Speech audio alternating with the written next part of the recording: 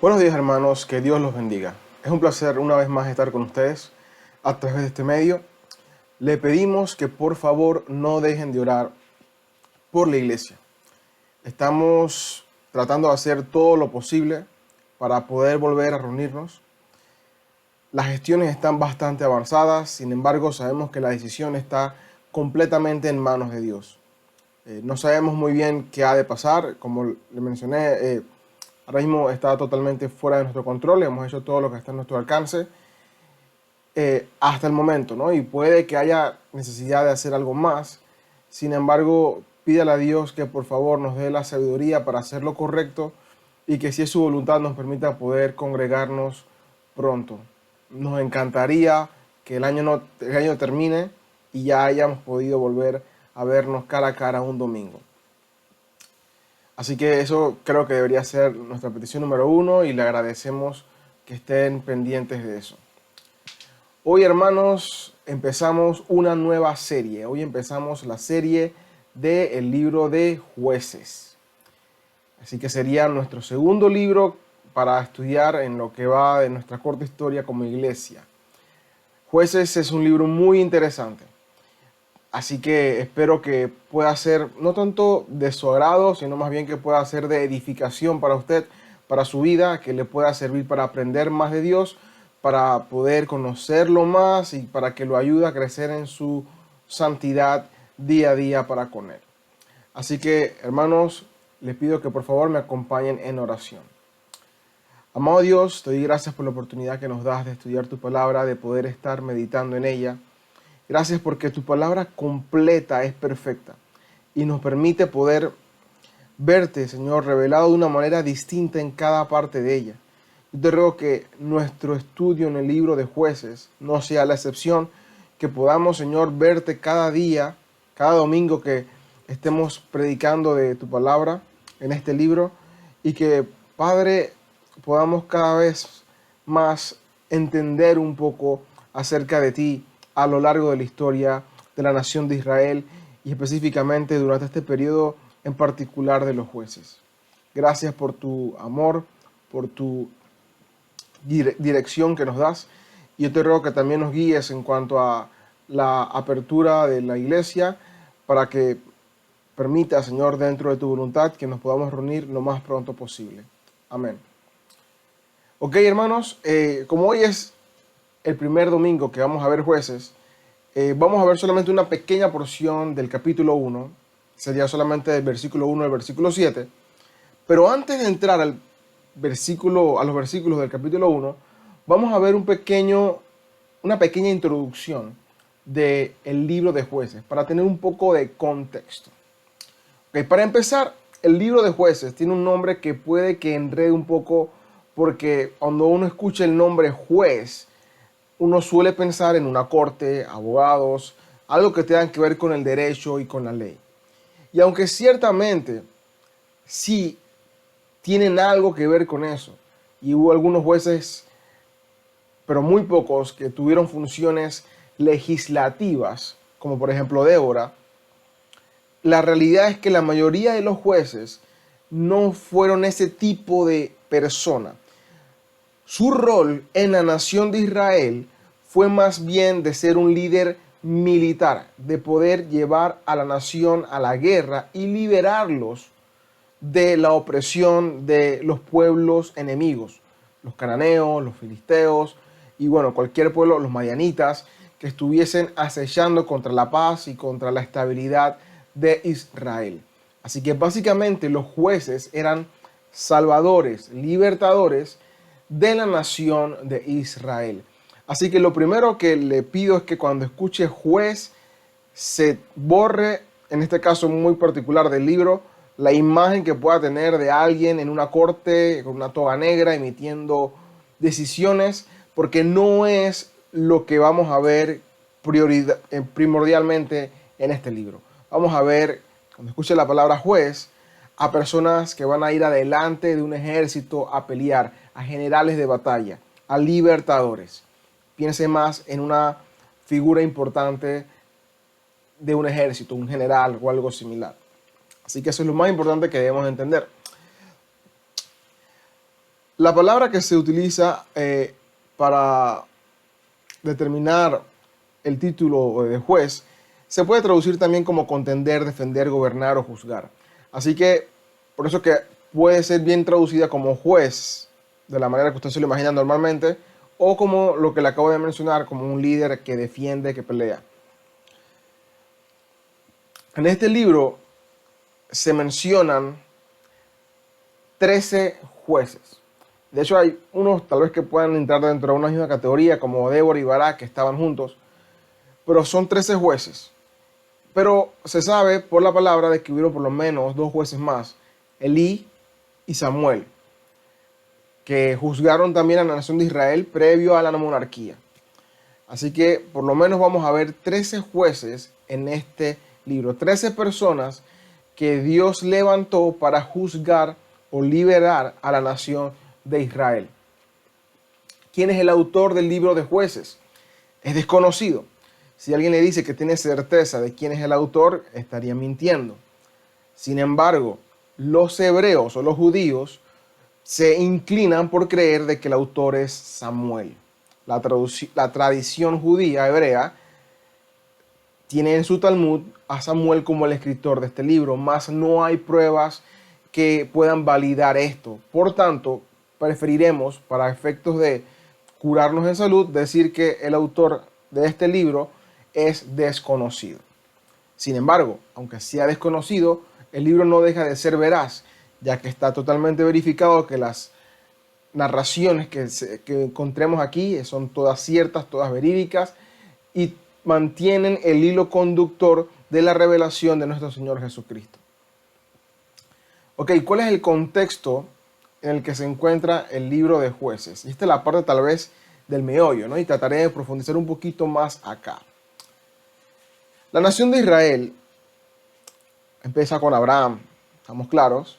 Sale Abraham, tiene Isaac, luego Isaac tiene sus hijos, Jacob y Esaú, y Jacob es el elegido, y Jacob tiene 12 hijos que van a dar inicio a lo que es la nación de Israel, porque luego a Jacob se le cambia el nombre por Israel. Estos hijos tienen sus familias y llega un momento donde todos van a ir cautivos a Egipto. Allá quedan esclavizados por casi 400 años, o por 400 años, mejor dicho. Y luego Dios levanta a un libertador, Moisés, que va a animar, a alentar a un pueblo que está totalmente desganado, derrotado, esclavizado, y los va a liberar. No por su intelecto, ni por su facilidad de hablar que no tenía, ni por su poder que tampoco tenía, sino por el poder de Dios. Dios va a usar a ese momento pastor Moisés, porque era un pastor cuando Dios lo llama, a liberar a su pueblo de Egipto para llevarlo a la tierra que le prometió que le daría a sus padres, a Abraham, a Isaac, a Jacob. Así que Dios levanta a un hombre, Moisés, y saca a su pueblo de Israel, que ya no son 40 personas que entraron a Egipto, sino un pueblo numeroso, y salen al desierto en rumbo a la tierra prometida, que estaba ubicada en la región de Canaán, habitada por los cananeos, y muchos otros pueblos que se derivaban de los cananeos también. Previo a llegar a la tierra prometida, ya se puede decir que aún solamente faltaba un paso. Dios no permite que Moisés entre, y de hecho muere sin entrar, y la generación que salió con Moisés también. Pero Dios levanta a un hombre que va a liderar la nación de Israel en la conquista de los territorios de la tierra prometida y que iba a repartir la tierra a las demás tribus. Este hombre se llamaba Josué. De hecho, si ustedes leen Josué 1, que lo leímos el domingo pasado, vemos esa narración cuando dice, después que murió Moisés, Dios levanta a Josué y lo anima y le da la instrucción de lo que ha de acontecer. Entonces, Josué tenía 40 años cuando ve la tierra de Canaán, que va como espía, y muere a la edad de 110 años. Así que ya han pasado 70 años desde que Josué vio la tierra prometida y más o menos desde que tomó el liderazgo. Cuando Josué muere, entonces empieza este periodo que vamos a encontrar en lo que llamamos el libro de Jueces. También podemos ver qué pasó en el libro de Jueces en una buena parte de primero de Samuel. Y también vemos una historia que se dio en el contexto del libro de Jueces con el libro de Ruth. Ahí podemos ver también esa historia de Ruth se dio en el contexto de este periodo. ¿Cuánto tiempo dura el periodo de los jueces? Alrededor de 350 años, casi que al mismo tiempo que estuvieron esclavos.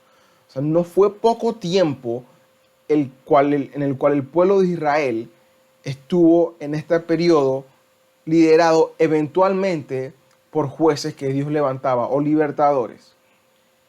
Después de este periodo de jueces, lo que sigue en la historia de la nación de Israel es el periodo de la monarquía, donde ya ellos piden rey y eligen a Saúl, y luego de Saúl, David, y luego la serie de reyes que tuvieron hasta la deportación del reino del norte a Siria y del reino del sur a Babilonia. Así que bueno, ahí va la historia de Israel.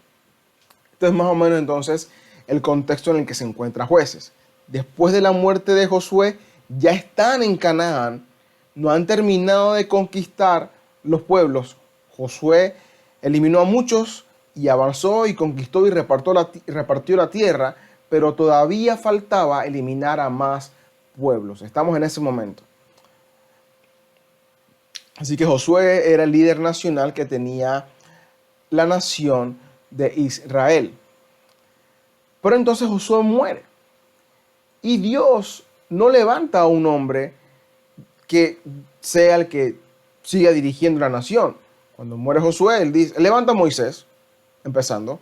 Y luego que Moisés muere, la palabra dice en Josué 1 que Dios levantó a Josué. Josué no fue electo. Josué no fue voluntario. Dios lo eligió. Pero Josué muere y la Biblia no dice en Jueces de que Dios levantara a alguien más inmediatamente. Así que parece como que no había un rumbo fijo. Pero sabían que todavía tenían que terminar de expulsar a las tribus y a los pueblos que se encontraban en el territorio de Canaán. Durante todo este tiempo en que Israel no tuvo autoridad visible al mando de la nación, se vivieron los tiempos más oscuros, los pecados más impactantes, y la apostasía fue vista como nunca antes ni después sería vista. Sería algo horrible lo que vamos a ver. De hecho, va a haber episodios aquí que yo podría fácilmente catalogar como para mayores de 18 años. En este libro vamos a ver un patrón repetitivo. Apatía y comprometimiento de la verdad, la comprometían.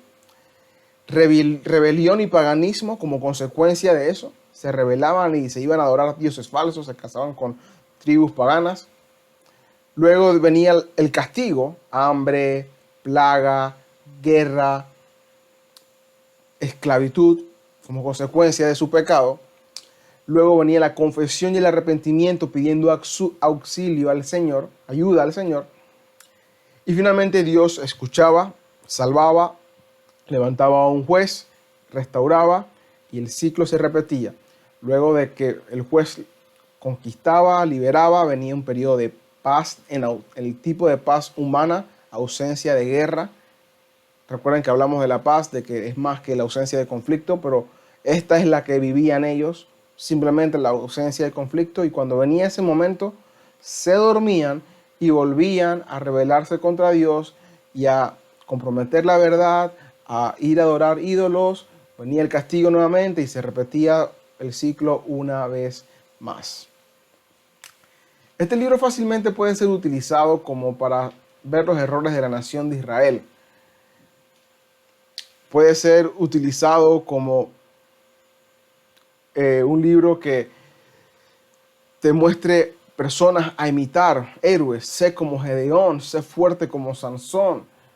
algunas veces inclusive encuentran apoyo para el feminismo al ver a Débora como jueza,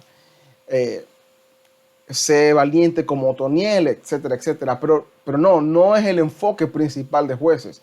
Y ese ni siquiera es un enfoque correcto, porque ninguno de estos personajes eran personas dignas de imitar. Todas eran personas con fallas muy graves, algunos demasiado graves, que para nada son dignas de imitar. Y vemos más bien a Dios obrando en medio de ellos a pesar de lo que son.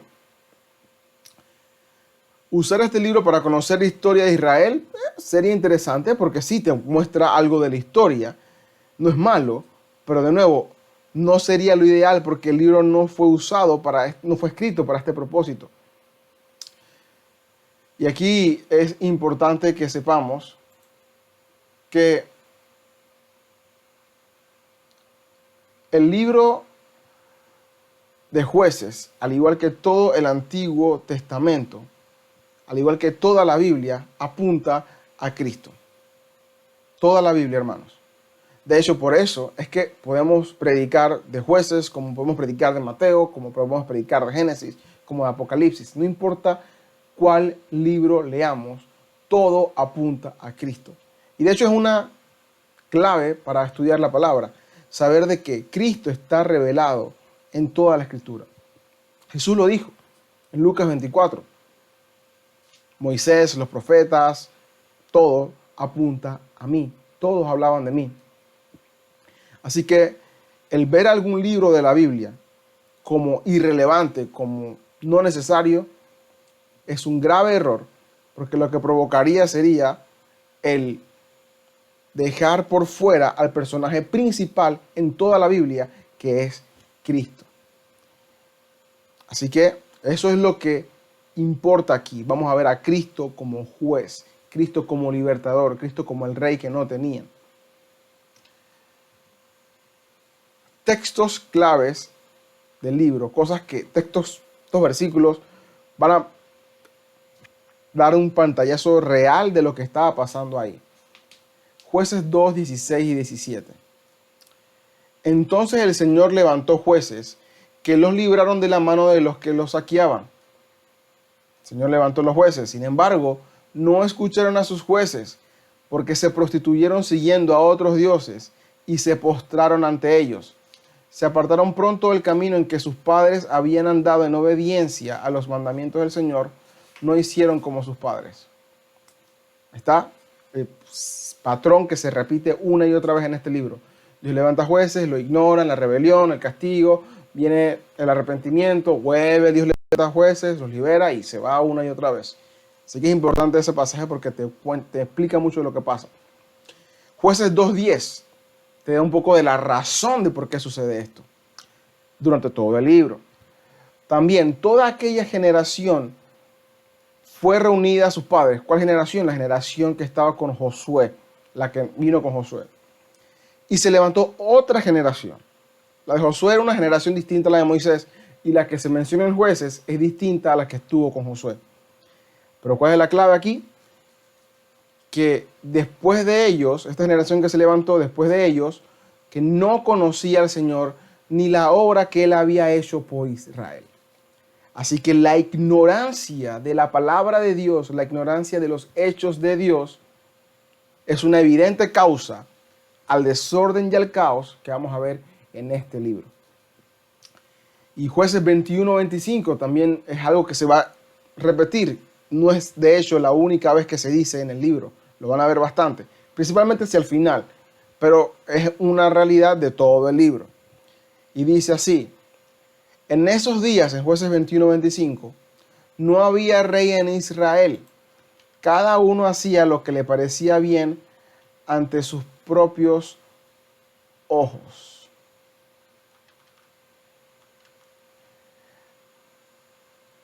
Así que no nos debe sorprender que los constantes juicios que Dios manda a Israel se diesen de la manera que se daban cuando ellos estaban viviendo como sin rey. Aquí hacían alusión a que no había rey porque se especula que la persona que escribió el libro vivió el inicio o parte del periodo de monarquía, diciendo, bueno, ya había rey, ya hay rey ahora, pero en ese tiempo no hubo rey. Pero también entendemos de que al vivir como si no hubiese rey, es casi como que dijera que vivían sin autoridad, vivían sin alguien que los regulara, que no necesitaban tener una persona física, pero no les importaba con Dios. Cada uno hacía lo que bien le parecía, vivían de acuerdo a su propia convicción, a su propia sabiduría.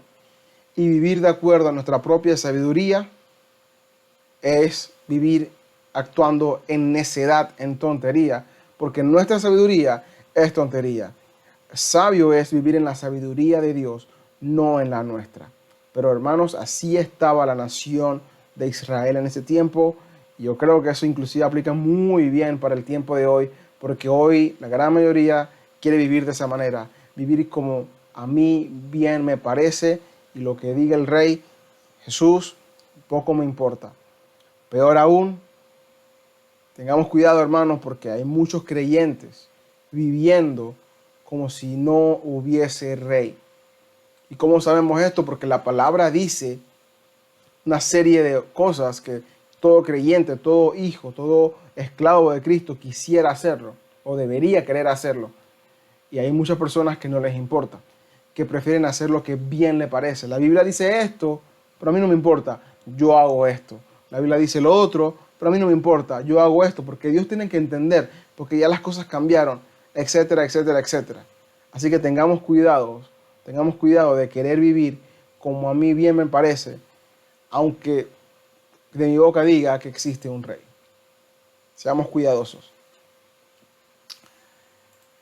En Jueces vamos a ver, esto sí lo vamos a ver y es importante que estén pendientes a medida que lo va estudiando por su cuenta, mientras en las prédicas también, varios atributos de Dios, como por ejemplo, amor, fidelidad, compasión, justicia, soberanía. Nada de lo que pasa en este libro es fortuito, como nada de lo que pasa en la vida es fortuito en general. Todo está bajo el control de Dios. Así que vamos a ver cómo Dios, en medio de todo, mantiene siempre el control. Vamos a ver las consecuencias de abandonar los mandamientos de Dios. Vamos a ver la justicia de Dios en el castigo a los pecadores. Vamos a ver el perdón de Dios. El poder de Dios para salvar usando hombres débiles y pecadores. Lo bajo a lo que puede llegar una civilización si vive como si no hubiese Dios. Este libro nos muestra cómo Dios prepara todo para la llegada de un rey. Él pone el ambiente propicio para que se haga necesario un rey. Y Dios es el verdadero juez. Dios salva. Pero sobre todo vamos a ver la importancia de seguir a Jesús, el rey y juez. Y de hecho, ese es el título de esta serie. Jueces. La importancia de seguir a Jesús, el rey y juez. Cada sermón tendrá su propio título, pero esto es el tema que queremos resaltar durante todo el libro. La importancia de seguir a Jesús como rey y juez. Lo que vamos a ver en este libro puede sin duda llegar a ser traumante en algunas ocasiones. Pero precisamente esta es una de las razones por la cual la Biblia es totalmente confiable. Porque el Señor pudo fácilmente decidir, no pongo jueces, borro esto y que no se vea la parte negativa de mi pueblo y les vendo una imagen de que todo funciona bien, de que es una vida sin dificultades, de que todo está perfecto. Pero no. A Dios no le importa mentir, porque Dios no miente. Él quiere contar las cosas como son. Y Él quiere que veamos las consecuencias de la desobediencia como las consecuencias de la obediencia. Pero sobre todo que podamos ver que Él es fiel. Y cuando yo digo fiel, a veces pensamos de que Él es fiel con nosotros, que es bueno. Pero su fidelidad es en ambos sentidos. Él es fiel en cumplir su promesa de castigo y Él es fiel en cumplir su promesa de bendición. Así que no lo tengamos como alguien que miente, como alguien que puede decir cosas sin querer decirlas de verdad. Dios cumple su palabra. Si Dios no hubiese querido que este libro se viese, Él pudo haberlo eliminado, pero lo dejó. No quería que fuéramos ignorantes de las consecuencias gravísimas del pecado. Y leer un libro como Jueces puede ser duro. Y muchos preferirían tal vez no hablar de él. Pero no hablar del pecado porque las consecuencias sean difíciles, o no hablar del pecado porque suene difícil, no va a quitar el hecho de que el pecado siga siendo real y que las consecuencias sigan siendo reales. Así que si Dios le importó hablar de eso y dejar un libro que, bueno, no es el único, ¿no? Pero por ejemplo, un libro que lo deje muy específico, muy detallado las consecuencias, a nosotros nos debe importar también muchísimo el hablar de lo que a Dios le importa que nosotros sepamos. Su palabra nos demuestra lo que a Él le importa. Por tanto, debemos predicarla por completo. Y esto ya lo he dicho en otras ocasiones, pero es muy importante para nosotros como pastores el poder predicar toda la Biblia. Solo así podemos haber enseñado el consejo de Dios por completo. Y si llegásemos a predicar los 66 libros de la Biblia y todavía estamos con vida, y es decir, todavía estamos en este mundo, volveríamos a empezar, porque el que tiene el control y la sabiduría es Dios y en su palabra. Por tanto, haríamos bien en volver a enseñar la Biblia. Es lo único que debemos enseñar, la Biblia y nada más. Ella es la fuente de verdad, ella es la verdad. Y debemos seguir estudiándola, meditándola y viviéndola todos los días de nuestra vida hasta que muramos o hasta que Cristo venga. Así que hermanos, bienvenidos a esta serie nueva que empezamos hoy, Jueces. Hay mucha más información, pero no quiero rellenar de información. Creo que esto es suficiente para tener un contexto de dónde estamos. Que vamos a ver un periodo donde no había un líder fuerte en Israel. Era cada tribu buscando esto, su estabilidad, y Dios levantando jueces en distintas partes del territorio de Israel para salvarlo de su pecado mientras ellos seguían en ese ciclo vicioso. Entonces, lo que vamos a ver ahora son los primeros 7 versículos del capítulo 1. Con el favor de Dios, el pastor Clip va a terminar de ver el capítulo 1 el próximo domingo. Y de paso, hermanos, les recuerdo de que estamos teniendo los estudios los lunes, en Marcos 16, si Dios nos permite mañana, estaremos terminando el capítulo. Si quieren invitar a alguien es bienvenido. Y el sábado siguiente, sábado 31 de octubre, estará la conferencia en Balboa a las 1:30 para que pueda conectarse por YouTube o Facebook si no tiene la invitación presencial y pueda entonces participar de esta conferencia recordando los 503 años de la Reforma Protestante. El título de la prédica del día de hoy es Cuando el líder se va. Cuando el líder se va. Así que voy a leer los primeros 7 versículos de Jueces 1. Después de la muerte de Josué, los israelitas consultaron al Señor diciendo: ¿quién de nosotros subirá primero contra los cananeos para pelear contra ellos? Y el Señor respondió: Judá subirá primero. Ya le he entregado el país en sus manos. Entonces Judá dijo a su hermano Simeón: sube conmigo al territorio que me ha tocado, para que peleemos contra los cananeos. Yo también iré contigo al territorio que te ha tocado. Y Simeón fue con él. Judá subió, y el Señor entregó en sus manos a los cananeos y a los fereceos, y derrotaron a 10,000 hombres en Besek. Hallaron a Adoni-Besek en Besek, y pelearon contra él, y derrotaron a los cananeos y a los fereceos. Adoni-Besek huyó, pero lo persiguieron, lo prendieron y le cortaron los pulgares de las manos y de los pies. Y Adoni-Besek dijo: 70 reyes con los pulgares de sus manos y de sus pies cortados recogían migajas debajo de mi mesa. Como yo he hecho, así me ha pagado Dios. Lo llevaron a Jerusalén y allí murió. Muchas veces en la historia vemos que cuando cae un hombre fuerte, un líder fuerte, se desvanece la nación o el grupo de personas o la organización a la que representaba o dirigía. Por ejemplo, cuando Alejandro Magno muere, el imperio griego es dividido en 4. Y esa división lo que hizo fue debilitarlo y propiciar una victoria bastante fácil del imperio romano sobre el imperio griego y dando luz a un nuevo imperio dominando el mundo conocido desde entonces.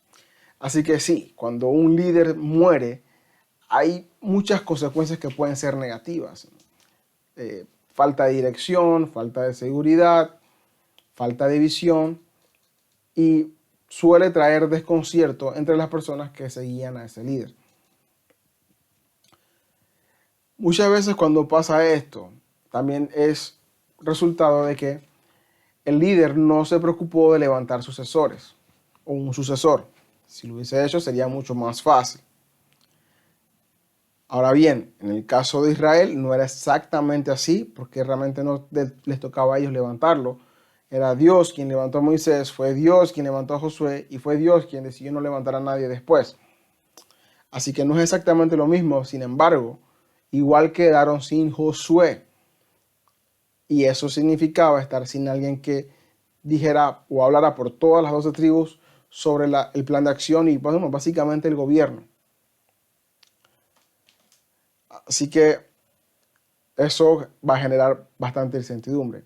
Y un pequeño paréntesis, hay también la importancia de que los pastores puedan invertir su vida en otros hombres, como Dios manda, preparándolos para que hagan exactamente la obra que Dios los llamó a ellos.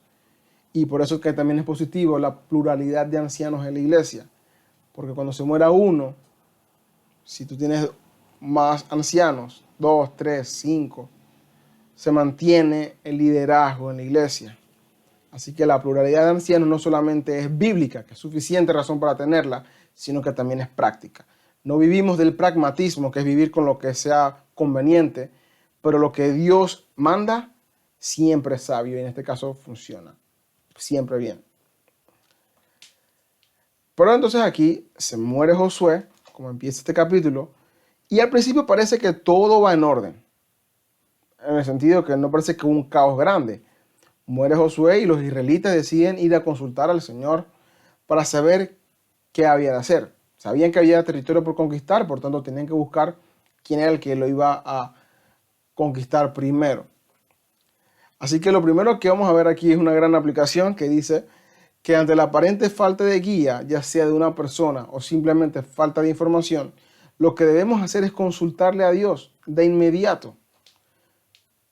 Dios siempre tiene la respuesta. Él es sabio y Él es quien controla todo. Por tanto, sería prudente y sabio que vayamos a consultarle siempre.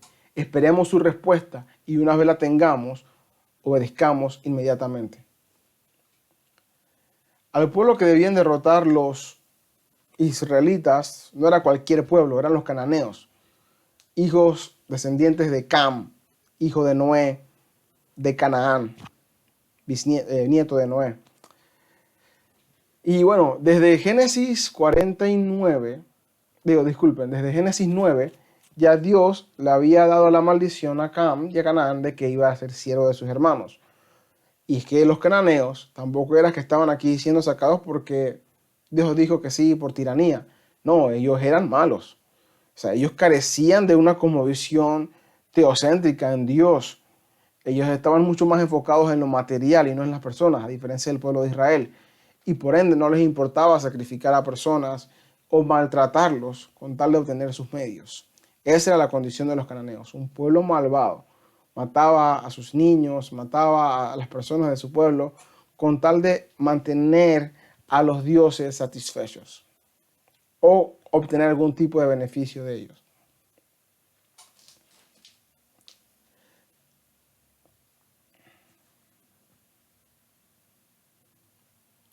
Entonces, cuando le preguntan al Señor quién ha de subir, el Señor le responde, debe subir Judá. ¿Quién ha de tomar la iniciativa? ¿Quién ha de dar el primer paso? ¿Quién ha de hacer la tribu que le haga frente? Es la tribu de Judá. ¿Casualidad? Jamás. Veamos lo que dice Génesis 49, 8 al 12, acerca de la tribu de Judá cuando Jacob está a punto de morir. A ti, Judá, te alabarán tus hermanos. Tu mano estará en el cuello de tus enemigos. Se inclinarán a ti los hijos de tu padre. Cachorro de león es Judá. De la presa, hijo mío, ha subido. Si agazapa, se echa como león o como leona. ¿Quién lo despertará? El cetro no se apartará de Judá, ni la vara de gobernante de entre sus pies, hasta que venga Silo. Y a él sea dada la obediencia de los pueblos. Él ata a la vid su pollino, y a la mejor cepa el hijo de su asna. Él lava en vino sus vestiduras, y en la sangre de las uvas su manto. Sus ojos están apagados por el vino, y sus dientes blancos por la leche. Judá había sido elegido por Dios para ser la tribu que saldría, de quien saldría el líder de la nación. Y aquí Dios lo confirma al enviarlo a la guerra primero, y lo envía solo. Y Dios ya le dice, ya yo veo la victoria como algo del pasado, esa victoria está comprada, está lista. Lo que podemos obtener de esta sección es la confianza que Dios tiene de que se va a cumplir su palabra. Su palabra siempre se cumple, siempre, siempre, siempre. No dudemos nunca de ella. Tanto en los castigos como en las recompensas, Dios es veraz. Haremos bien si obedecemos su palabra. Ahora Judá le dijo a Simeón, acompáñame. Podría tener algo de sentido ya que la tribu de Simeón tendría su territorio dentro de la tribu de Judá. O sea, está la tribu de Judá y dentro de la tribu de Judá, un espacio en el centro sería el territorio asignado a Simeón. O sea, la frontera de Simeón sería Judá, Judá, Judá, Judá por todos lados. Así que si Simeón iba a estar dentro de Judá, Judá tal vez diría, ¿qué tiene? Ven conmigo que te conviene. Me parece lógico. Pero las promesas de Dios no necesitan ayuda. Por tanto, no debemos temer y obedecer. Puede ser que Judá tal vez temió y quiso el acompañamiento de alguien, o quiso ser partícipe de alguien más de la orden que Dios le había dado. Pero Dios no lo dijo así. No afectó lo que Dios dijo, pero tenemos que entender de que nosotros no necesitamos más ayuda en que Dios cumpla sus promesas que saber de que lo que Él prometió lo va de cumplir. Siempre lo va de cumplir. La victoria de Judá, cuando se diera, le iba a dejar el terreno o el espacio bastante servido a Simeón. Y Judá quiso posiblemente que Simeón trabajara por lo suyo, de que tuviera parte de la victoria del terreno que le iba a convenir tener, porque de ahí iba a estar su terreno. La diferencia entre la tribu de Judá y el león de Judá, que saldría obviamente de esa tribu, que es el verdadero representante de la tribu, también tenía garantizada la victoria. En Salmo 2, pídeme y te la daré por herencia de las naciones. El Señor la pidió y lo recibió. Pero él sí fue solo y ganó la batalla por y para nosotros. Y recuerda, hermano, la victoria sobre los malos, sobre los pecadores, es segura. Dios siempre vencerá al maligno y no tendrá por inocente al culpable. En este caso, Adoni-Bezek, que no es exactamente el nombre, sino básicamente el rey de esa región de Bezek, fue capturado y derrotado y al menos 10.000 hombres más. En este libro vamos a ver, recuerde, en acción al verdadero juez de jueces, nuestro Señor Dios. Y aquí emite su juicio sobre estos cananeos al ser eliminados. Hermanos, la victoria sobre el pecado ya está en el pasado. Lo que ha de pasar al final de los tiempos no corre peligro de que no llegue a pasar. Su voluntad será hecha y su victoria será consumada. Nunca dudemos de la palabra del Señor. Siempre estaremos del lado correcto si estamos con Él. Seremos sabios. Finalmente noten que los judíos y los simeonitas no matan a Adoni-Bezek, sino que lo torturan, y de la misma manera que lo torturaban en ese tiempo los líderes paganos, como él mismo confiesa. Dice, yo le hacía esto a los demás, ahora me lo hicieron a mí. Y eso es una acción que si lo hacían los cananeos, Dios no mandó a que lo hicieran igual. No hay por ningún lado prueba de que Dios pidiera que fueran torturados los reyes que ellos conseguían dominar o llevados presos. Y ellos básicamente hicieron lo que les dio la gana. Y hermanos, estamos empezando y la tribu de Judá en lo que va se muestra como la mejorcita, pero en el mismo capítulo 1 vamos a ver cómo las demás tribus fallan horriblemente y esta Judá ya está fallando en cierta medida. Cuando ellos hacen eso de cortarle los pulgares al rey de Besek y de llevarlo cautivo a Jerusalén, que es donde muere, es casi como querer llevar un trofeo, como decir, mira, lo logré, hice tal cosa, pude hacer esto y me merezco una gloria y alabanza. Pero ¿qué gloria podía tener Judá o Simeón o ambas si ya Dios le había dicho, yo te la voy a dar? ¿Qué sentido tiene que yo diga que yo me glorío en un regalo como si yo lo hubiese comprado? No tiene sentido. Me voy a gloriar en que la persona decidió regalarme algo y le agradeceré a esa persona. Pero eso no fue lo que sucedió con Judá.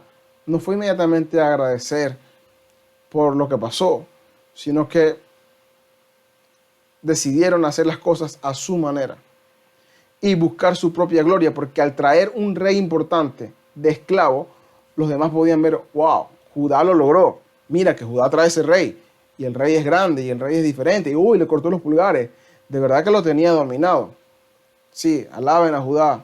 Y Judá iba a ser alabado, pero entendemos que eso también es una profecía mesiánica.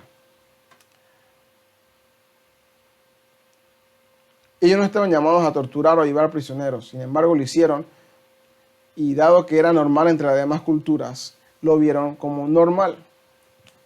Si Dios nos manda a hacer algo, hermano, no tenemos que ir comparando con nadie más si lo hacen o no, ni aunque se parezca hacer lo que alguien más hace, porque estaríamos fallándole a Él. Limitémonos a hacer lo que Él quiere que hagamos y ya, de la manera que Él quiere que hagamos. Si ellos mataban a Adoni Besek allá, no lo podían traer cautivo y simplemente quedaba la mala constancia de que ganaron. Pero al querer traerlo cautivo, quieren que las otras tribus y que los demás pueblos vean, wow, Judá es fuerte, mira lo que hizo. Grave error, no somos nada. No caigamos en la trampa de creernos merecedores de halagos o de buscar gloria o de buscar gloriarnos aparentemente por nuestros logros. No hay victoria o logro que usted haya conseguido que no se la haya dado Dios. Todo, absolutamente todo ha sido dado por Dios. Por tanto, hagamos bien en obedecer, pero el obedecer a Dios, y veremos resultados positivos. Pero recuerde quién es el que da las victorias. Este episodio empieza con una oración en desesperación. Muere Josué, ¿qué hago, Señor? Pero terminó en una acción, en este episodio corto, porque en verdad continúa después, alejada de lo que Dios dijo que hicieran. Apenas Dios responde, ya comienzan a añadir y luego a quitar cosas que Dios no dijo.